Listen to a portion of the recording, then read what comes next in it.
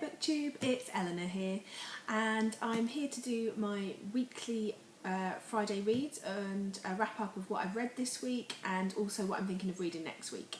So this week I read slightly less books than I have been reading recently, but that doesn't mean that I didn't get the quality. These books were really, really good. I had a really good reading week. I just happened to read books that required a little more attention and a slower read, and I really enjoyed them. So the first book I read this week was my A Song of Ice and Fire series this month's pick, which is, well, not pick, but this month's is A Storm of Swords, the second part, which is Blood and Gold.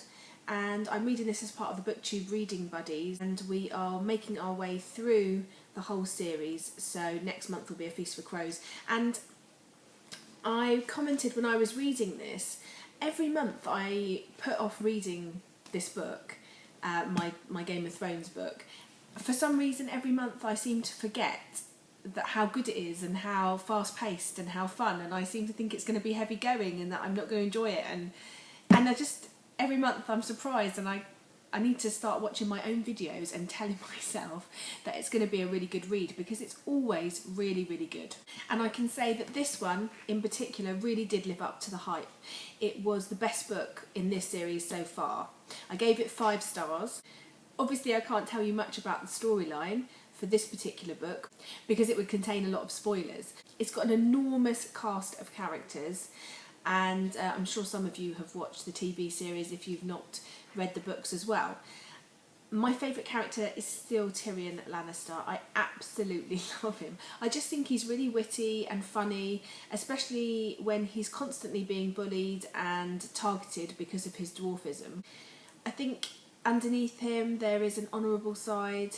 I think he would like to be a good, honourable person given the opportunity, but because of everything that people throw at him all the time, he has to be a little bit devious and a little bit sly to make sure that he survives.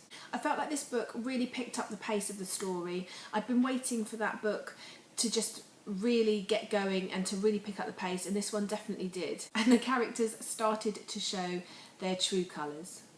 I feel like this book was the first one that I really felt was left on a bit of a cliffhanger, and it was a massive shock in the last few pages. Well, I'm not going to say what, because obviously that's spoilers, but yeah, and now I really am looking forward to reading the next one next month, so that will be on my November TBR to be sure. The second book that I read this week is one that I've kind of been putting off as well. It's one I had from the library, and it's The Bone Season by Samantha Shannon. Now, I don't know why I've been putting this off. I just haven't really felt in the mood for it, and then I thought, no, I'm going to give it a go because I've heard quite good reviews from various people. And I read the first 20 pages and I thought, oh no, I'm going to hate it. It was just a massive, massive amount of information to take in the first 20 pages. The author was having a massive info dump, and I just felt like my brain couldn't cope and couldn't process what she was trying to tell me and what was going on. And so I put it down actually, and I looked on Goodreads and I thought, I'm going to look at someone that gave it about 4 stars, because that's what I class a good book. Not a great book, but a good book. And I just want to see what this person said. So I had a little look down the Goodreads and I found somebody that had given it 4 stars. And I read their review, and it said, the beginning, the first 20 or so pages are really, really a massive info dump. It's hard going. Persevere though, and as you get through to sort of 50 pages onwards, you won't be able to put it down, and it's not a whole book of info dumping. There is plenty of other stuff going on. It sort of calms down a little bit and everything starts to make sense. So I thought, right, I'll persevere then, and I picked it up and I did persevere, and I managed to read quite a big chunk in the next sitting, and it was worth it. It was really, really good. I'm definitely going to read the next book in the series, which I believe is already out. I think it's called The Mime Order. I gave this one 4 stars. I couldn't give it 5 stars because of all the information and the overload I felt at times. It wasn't quite a perfect story for me, but it was a really good story. It's set in a future London in 2059, and the story is about a dreamwalker called Paige.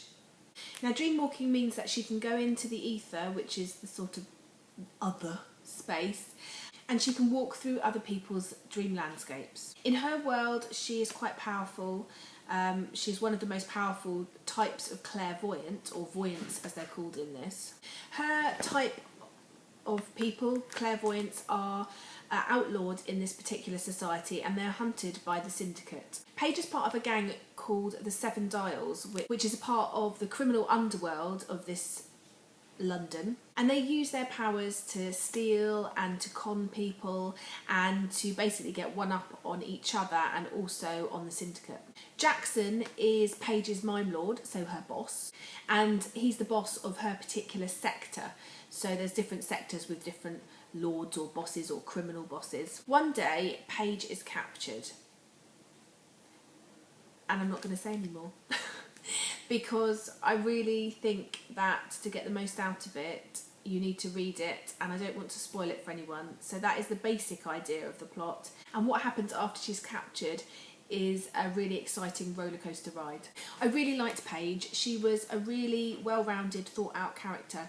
She was complex, she was strong, she was really loyal to the people that she trusts. She had her faults, but I think that's what made her even more real. She wasn't a perfect person. And another thing I really liked about this is, although there is a slight romance in it, actually, for once, romance doesn't really take centre stage, and there's a lot more going on here, and I really enjoyed, and I found that quite a refreshing change. I also liked that a lot of the characters in this and a lot of the plot line didn't involve it all being black or white. There was no just good and bad. There was shades of grey within there as well, and I just found that really interesting. Anyway, that's the two books that I've read this week. I feel really lucky because I had a 5 and a 4 star, and they were really good reads, and I really enjoyed both of them. So now on to the books that I'm thinking about next week. I've got quite a variety this time. I've done another library haul, and I've been and borrowed more books, but also there's a few books on my shelf that I kind of want to get through. So I'm going to show you the ones that I'm thinking about, and then maybe you can let me know in the comments below which one I should start with. So the first book that I'm definitely reading, because I've already started it, I'm not very far in, but I'm a little way in, is I'm going to read the Lux series. Oh, look at the shimmer. Ooh. By Jennifer L. Armentrout. Now, I've owned the bind-ups for the first 4 books for a while, and they've been sitting there, and I really think it's time to get to these. I've heard good and bad things about these, so I just thought it's about time I made up my own mind.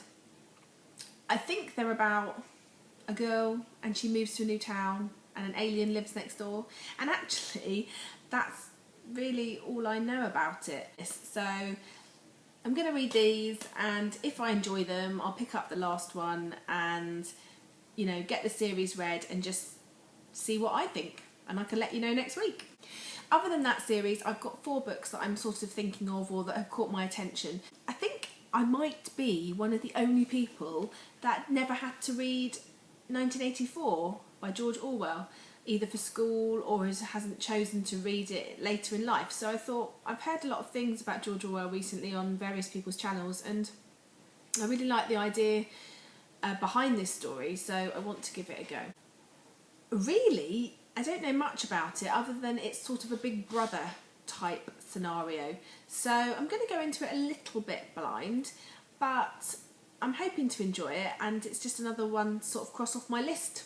Another sort of classic that I haven't read, and I feel like I should, and that I want to, is Brave New World by Aldous Huxley. And I believe this is sort of a sci-fi type novel set in a future. Again, I don't know an awful lot about this, and I don't feel ashamed, because there's certain things I just don't know much about, but this particular book I feel like I'd like to try and read as well. The next book that's on my list is Lagoon by Nnedi Okorafor. Nnedi Okorafor? I'm not sure, and I apologise if I've said that name wrong. I've heard a few people talk about her other book, Who Fears Death, and I would like to get to that, but this one was in the library and I liked the idea of it, so I thought I would pick it up. Basically, it's about 3 strangers: Adorora, who is a marine biologist, Anthony, a world-famous rapper, and Agu, the troubled soldier. from what I can gather, they are on a beach in Lagos and a meteor hits, and what happens next, it brings them together and they have to sort of work together. Maybe sort of an apocalyptic type tale, sci-fi. I love the cover, it looks really interesting. So yeah, I was drawn to this, and it doesn't look like too big a heavy read, and I thought I'd give it a go. And then the last one was a book that I saw in my library. They have some quick picks stands dotted around, and generally the books on there are ones that the librarians have picked that they think are really good books and that people will like, and they're ones just to sort of go, oh, right, I'm going to give that a go. So I often browse it just as I'm about to go and borrow my books, and normally I don't see anything that sort of draws my attention, but I was looking recently for a book by Dean Koontz. I wanted to give some of his books a go, and this one just sounded really interesting. I'm not sure if it's a YA book or whether it's just that the protagonist is a teenager, but it just seemed like a really good and interesting story, so I picked it up. Anyway, it's called Innocence by Dean Koontz. From what I can gather, it's about a boy who is in exile under a city, and I don't know whether it's self-exile. There's hints on the back that it might be something to do with the way he looks. I don't know if he's disfigured or whether there's something wrong with him or he's caught. I don't know, and I just liked the idea because it's about books. He loves books, and every evening he creeps into the local library when it's shut and he goes to read stories. And it's one night when he's in there, he meets a girl called Gwyneth, and she's also similar maybe, or she also might have a disfigurement or look different, I'm not sure, and I think it's just about them. And the last sentence says, something more than chance and nothing less than destiny has brought them together in a world whose hour of reckoning is fast approaching. So I just thought, well, that sounds really interesting, so I'll give that a go. So anyway, that's all the books that I'm thinking of reading this week. As I said before, if you've read them, comment below, let me know which one I should read first. Let me know if you like any of them. Love chatting to you. I'm really enjoying doing BookTube and chatting to different people and making new friends. And yeah, so that's it for now. Bye BookTube.